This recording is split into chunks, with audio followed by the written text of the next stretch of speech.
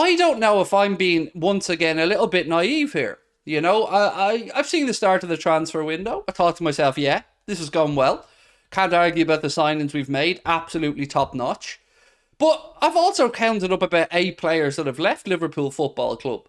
And we've brought in 2. Now, I'm not very clever, but when we had a problem last year with having enough available bodies, how is adding 2 after losing 8 going to make that any better? So what I want to know right now is, are we starting to get a bit nervous, chat? Are we starting to worry that FSG might pull another invisible rabbit out of an invisible hat? Or do we think that it's all a hand and there's nothing to be stressed about? Now, the reason that I'm getting concerned, the transfer window closes in about 6 weeks. Loads of time on that one. But the transfer window before the league starts, we're talking about 2.5 weeks now. And, well, a bit more than 2.5 weeks to be fair. Let's say just shy of 3 weeks. And I'm concerned because we can't afford to drop points early in the season. We can't afford to fall behind the chasing pack. We need to try and get off to a fast start. So, with that in mind, why aren't we seeing the players brought in to get the pre-season with Klopp? And I don't buy into this, they're not available malarkey, if anybody's going to try and go with that one. And I've been trying to say to myself, you know what? Maybe they're just waiting for the Fabinho deal. Maybe they're waiting for the Henderson deal. But each day that goes along where these deals are being dragged out for whatever reason, it becomes a little bit more frustrating to us as fans because we want to see action. We want to see the big summer that we were told was coming. And I don't think I'm being petulant or arrogant to ask these questions because we deserve the best. It's simple as that. Because we're waiting for a generational talent next year. Fritz, you could write my script for me, dude. You could write the show for me. I don't like to give them the benefit of the doubt. You know what I mean? I don't like to give the owners the benefit of the doubt because it hasn't worked well in the past. It's getting a little bit worrying. JC Galvanil, last time you ranted we signed Szoboszlai, rant away. I'd forgotten about that. Ooh, ranty time. Right, look, I'm going to have my say and then we'll go into the chat and we'll come back and forth on this. So look, this is my worry. John W. Henry is a charlatan. John W. Henry is cheap. Where's the money, John? Where's the money? And it's important that I keep saying, where's the money? Because one window becomes 2 windows, becomes 3 windows, and then we're still sitting around going, what's happening? We're supposed to know a few things about Jurgen Klopp. We're supposed to know that he wants players in early to get them up to speed, right? Have we or have we not been told this by the man himself? Yeah, here we are, 2.5 weeks, 3 weeks away from the season starting, and we've signed 2 players, one of whom, as a precaution, wasn't available today, but I don't believe is serious. It's absolute nonsense. John, come here to me. We're not gobshites, mate. Stop lying. Stop fooling us. Just put your name on the checks or sell up, you absolute clown. And to see other outlets, I'm going to say outlets, try to make out like everything's tickety-boo and it's all in hand. I mean, come on. Come on. Even the most ardent FSG apologist must be starting to get twitchy bum now. Because 2 signings a summer is not. Especially when you lose 8.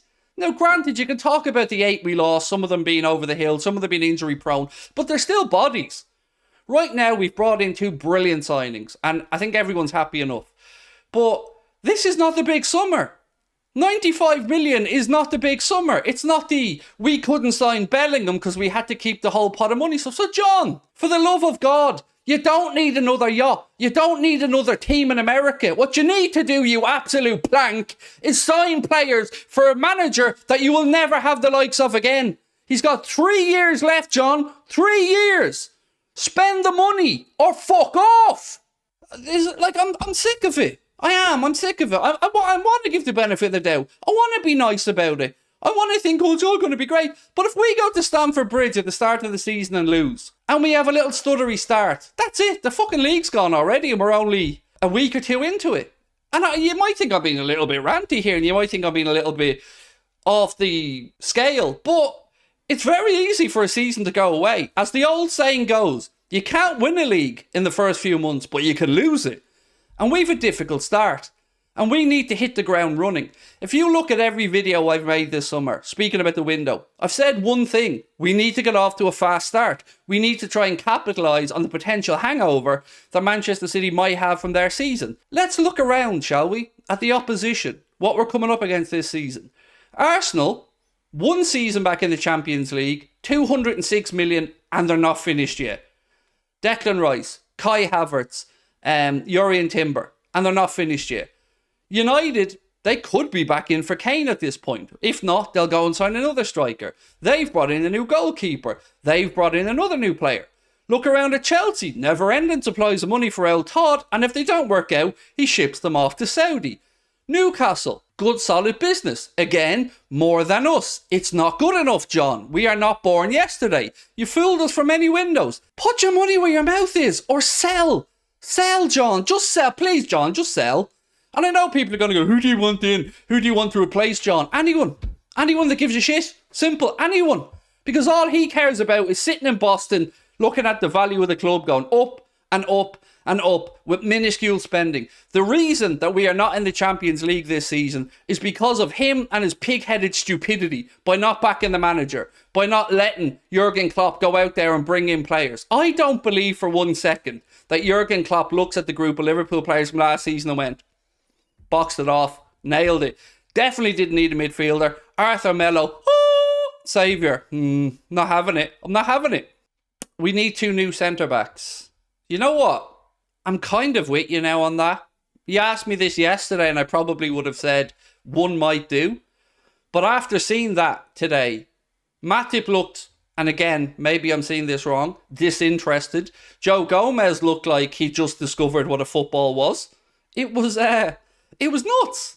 It was embarrassing to see a second division German side rip apart 2 tried and tested Premier League players who've played in Champions Leagues, who've won Champions League. It's nuts. So let's look at the window objectively, right? We've spent about 95 million. Of course, that could raise if some of the add-ons click in. But we've brought in about £1 million a week in saved wages. Probably. There or thereabouts. We're also about to sell £52 million of midfielders, or £53 million of midfielders. So, once again, unless something changes very, very quickly, we're looking down the barrel of the old reliable FSG 30 to 40 million transfer window. And that's before we consider selling Nat Phillips. Is there anybody who still trusts Gomez? Now, look, you can't just trust or distrust a player from a performance today. But my worries about Joe have been long held. Watch any stream I've done, I've said the same things. He ball watches too much. He's out of position too much. And look at today. I think it was their 3rd goal. Matip and Gomez, both of them, neither of them tracked the man coming in and he buried it. 1 million. Yes, 1 million quid a week in wages, mate. We've got James Milner's wages off the books. Bobby Firmino's wages off the books. Naby Keita's wages off the books. Who else left us this summer? Alex Oxlade-Chamberlain's wages off the books. About to have Henderson's wages off the books. Fabinho's wages off the books. Are we missing anybody else that's left us there? So, yes, I mean, I'm probably on the low side saying £1 million a week. And we were told, go back, read articles on The Athletic, The Echo, whoever your favourite journalist is. We were told that these things were going to be done and the money saved will be reinvested, right? Now, I know you're saying I'm overreacting, and I'm open to the fact that I am. But you know what I'm not doing? Is giving them fuckers the benefit of the doubt. That's what I'm not doing. I refuse to do that anymore. Klopp, all my trust, 100%. The owners, not so much. The Dugout Football channel, thank you for your super chat, Doug. Hope yourself and the missus are well, and I know that you have a new arrival coming soon, so lots of love to you both. If given the choice of selling one of them, who would you sell, Joe Gomez or Joel Matip? See, if you sold Gomez, you've got a problem in a year with Matip anyway, because Matip's contract is up in a year, so you've got to replace him in that year. Is Sepp van den Berg going to make that leap? Not sure yet. Kwanzaa looks very good in fairness. So, I would sell Gomez. And I said it at the time when he signed a new deal. I wouldn't have given him a new deal. Unless they were protecting his value. I don't know.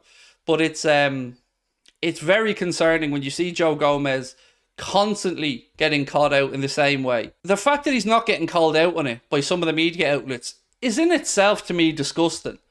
What we're supposed to do, whether you like us or not, as a fan channel, is give an honest assessment of how we viewed the game. To say anything other than Gomez and Matip were a liability, I think is a lie. So much negativity. Absolutely. What's the positivity about? Because I've done positivity all summer. But positivity isn't going to sign us players. Positivity isn't going to get us off to a fast start in the Premier League. We've got no defensive midfielder. None. Zero. Not one. Thiago's not ready yet. Bajcetic has only just started training. Trent is not a number 6. He can play the pivot role, absolutely. But I think I've every right to have a few concerns now as this drags on and on and on. I'll drive from Ohio to Boston and fight John W. Henry for you. I mean, I'm not inciting violence from anybody, mate, and we certainly don't need to be going attacking John W. Henry, but he does need to get his finger out and actually start spending some money. 600 before Fabinho and Henderson. That's absolute nonsense. Right, let's go through the numbers, and let's not forget Carvalho's on loan as well. James Milner was on 140 grand a week. Bobby Firmino was on 190 grand a week. That's 330. Alex Oxlade-Chamberlain was on 130 grand a week. That's 460. Naby Keita, I'd say, was on about 100 grand a week, if my memory's right. What are we up to now? 560? And who else haven't I moved on yet? And if you add the other two in, as you said, you're getting close to the £1 million, which is like a lot of money that we should be able to amortize. And but when I say we should be able to spend it, what I mean is basic accountancy for football. What the money that you bring in, you amortize for a player across the length of their contract. So let's say a player costs 10 million and you sign them for 10 million quid a year for 5 years.